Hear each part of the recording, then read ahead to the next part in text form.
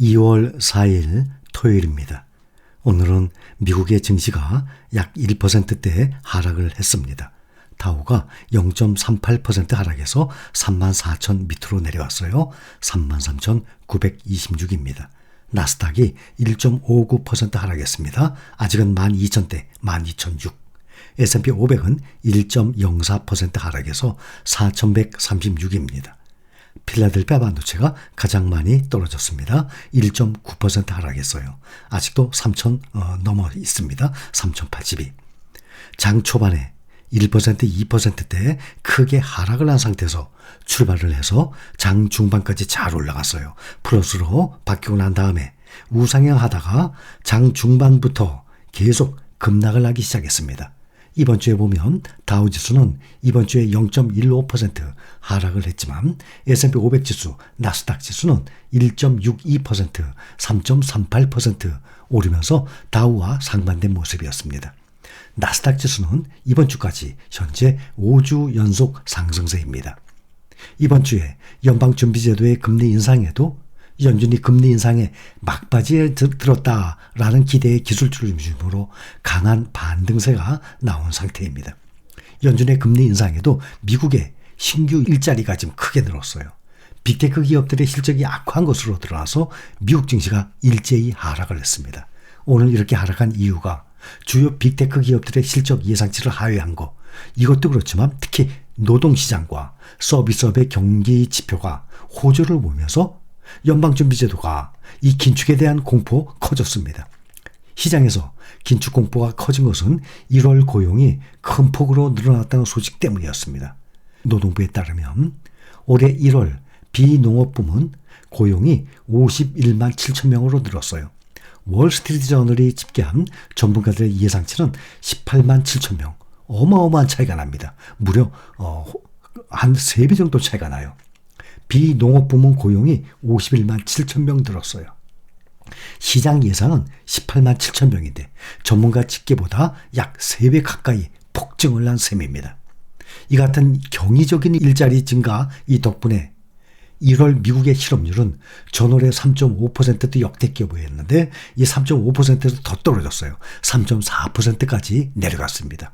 실업률이 말이죠. 그래서 1969년 5월 이후에 54년 만에 대기록입니다. 이렇게 실업률이 54년 만에 가장 낮은 완전 고용이죠. 그러면 완전 고용 수준입니다. 지난달에도 실업률이 3.5% 그리고 완전 고용 수준이라고 그랬는데 지금은 3.5보다 더 떨어졌어요. 3.4% 완전 고용 수준입니다. 임금 상승 속도 다시 또 가팔라졌어요. 지난달에 시간당 평균 임금이 전월 대비 0.3% 증가했습니다. 1년 전과 비교하면 4.4% 늘었어요. 월가 예상치 4.3%를 상회했습니다. 그래서 뉴욕의 증시는 통계 발표 이후에 중반부터 하락을 하기 시작한 것입니다. 장중에 나온 미국 공급관리협회의 ISM 지난달 서비스업 구매관리자 지수가 역시 시장을 놀라게 했습니다. ISM에 따르면 이번 달 서비스업 PMI는 55.2, 전월에는 49.2, 대비 6포인트나 급등을 했습니다. 월스트리트 저널이 집계한 전문가 예상치 50.6을 크게 상회하는 거예요. 55.2니까. PMI는 50을 기준으로 확장과 위축이 갈립니다. 서비스업 경기가 한 달 만에 위축에서 확장으로 돌아섰다는 해석입니다. 시장 일각에서는 오는 5월 연준이 기준금리 인상을 중단할 것이라는 전망이 나왔었는데 오늘 나온 고용 보고서와 서비스업 PMI 결과로 이거 역시 한풀 꺾인 상태입니다. 시장에서는 연준이 5월 연방공개시장위원회 정례회의에서 금리를 5.25%로 인상할 확률을 63%로 보고 있습니다. 어제까지만 해도 5.25까지 올릴 거 30% 정도 이상이었거든요. 근데 지금 그게 2배 이상으로 확률을 63%로 보고 있어요. 연준이 3월과 5월 잇따라서 0.25%씩 인상할 것이라는데 시장이 지금 점점 기울어가고 있습니다. 그래서 오늘 1% 이상씩 떨어진 것입니다. 이날 고용 통계가 연방준비제도의 금리 정책에 적지 않은 영향을 미칠 거라는 분석을 낳은 것 때문입니다. 신규 일자리가 크게 는 것은 코로나가 완화하면서 레저 및 접객업, 여행업 이런 데서 일자리가 크게 증가했기 때문입니다. 코로나 유행으로 가장 큰 타격을 입은 산업 중 하나인 이 레저, 접객업은 1월에 12만 8천 개의 일자리를 추가하면서 강한 회복세를 이어갔어요. 연준이 긴축 정책을 지속하고 있음에도 노동시장은 여전히 화랑을 보이고 있는 것입니다. 이것은 연준이 앞으로도 인플레이션을 내리기 위해서 공격적인 금리 인상을 할 수 있다라는 시장의 우려를 자극을 한 것입니다. 이뿐만 아니라 전일 발표된 미국의 빅테크 기업들 실적이 모두 시장의 예상에 또 미치지 못한 것도 뉴욕 증시 하락에 한몫을 했습니다. 미국 증시의 간판이죠, 애플. 시장의 예상에 미치지 못하는 실적을 발표했어요.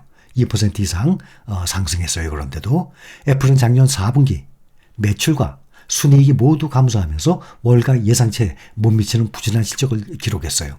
애플은 자사의 다양한 서비스에 대한 유료 가입자가 무려 9억 3,500만 명이에요. 사상 최고를 기록했다고 밝혔습니다. 이것은 1년 전보다 1억 5천만 명이 더 는 것입니다. 5년 전보다는 4배가 많은 것입니다. 애플은 아이폰에 대한 의존도를 줄이기 위해서 지난 수년간 서비스 부분 성장에 매진해 왔었습니다. 실제 서비스 부분은 아이폰에 이어 두 번째로 많은 수익을 창출하고 있는 거예요. 스마트폰 판매는 부진했는데 아이패드 판매량은 서프라이즈라는 평가를 받았습니다. 또 대량 구조조정 계획을 내놓지 않았습니다. 유일하게 침체를 극복할 수 있다라는 방침이 투자가들을 안심을 시켰습니다. 이 같은 소식으로 애플이 시장의 기대에 미치지 못하는 실적을 발표했음에도 불구하고 주가는 2% 이상 상승한 것으로 보입니다. 모건 스탠리는 애플에 대한 투자 의견을 매수로 유지합니다. 애플 주가는 2.4% 이상 올랐어요. 그러나 마이크로소프트, 구글의 알파벳, 아마존 등은 이 빅테크주들은 급락을 피하지 못했고 지수는 장중 낙폭을 더 키우게 된 것입니다. 구글의 모기업 알파벳도 예상치를 밑도는 순이익과 매출을 발표를 했었습니다. 이 같은 소식에 알파벳의 주가는 2% 이상 하락을 했습니다. 알파벳도 전일 실망스러운 구글 광고 수익 감소치를 지적받았지만 주가는 2.75% 하락했습니다. 전문가들은 단기적인 실적은 실망스럽지만 마이크로소프트가 내놓은 챗봇 GPT처럼 알파벳도 곧 인공지능 분야에서 히트작을 내놓을 것이라 라고 기대하고 있습니다. 알파벳 CEO죠. 순다르 피차이는 검색 구성 요소가 포함된 인공지능 모델을 곧 출시할 계획이다 라고 말을 했습니다. JP모건은 구글 AI 기술이 동급 최고라고 생각하기에 고품질 서비스와 정보를 명성에 맞게 어떻게 제공할지 기대가 된다라고 평가를 했습니다. 아마존은 시장의 예상치를 웃도는 매출을 발표했어요. 근데 리비안 투자 손실로 순이익이 크게 타격을 입었다는 소식에 주가가 가장 많이 떨어졌습니다. 8% 이상 급락을 했어요. 또 자동차 포드와 스타벅스 시장의 예상치를 밑도는 실적을 발표했어요. 주가는 각각 7%, 4% 이상 하락을 했습니다.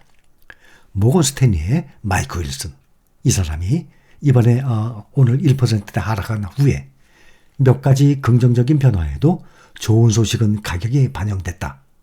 현실이 이제 돌아올 것 같다 라고 말했습니다. 현실이 이제 돌아올 것 같다. 그 현실이라는 것은 바로 S&P 500 지수가 3천까지 20% 이상 폭락할 것이다 라고 말했던 이 사람의 예상을 말하는 겁니다.